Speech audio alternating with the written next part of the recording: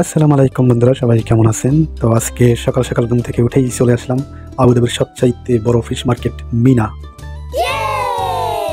তো চলে আসলাম ভিতরে, আর এখন দেখবো এখানে কি কি ধরনের মাছ পাওয়া যায়।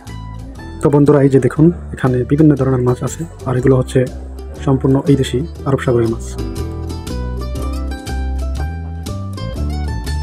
আর এই মার্কেটের ভিতরে এরকম প্রায় শতাধিক দোকান রয়েছে।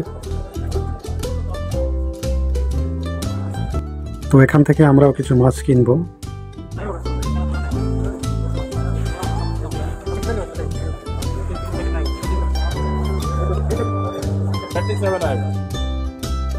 অনেকক্ষণ ঘোরাঘুরির পরে এখান থেকে কিছু মাছ নিয়ে নিলাম।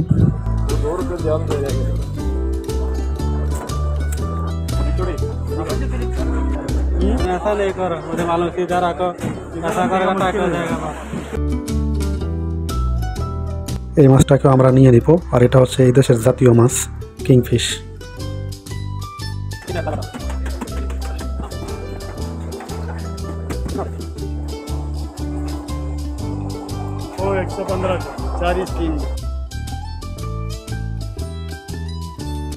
তো গাইস, আজকে আমাদের এই ছিল কেনাকাটা। ভিডিওটা ভালো লাগলে সবাই লাইক কমেন্ট শেয়ার করে দেবেন। ধন্যবাদ।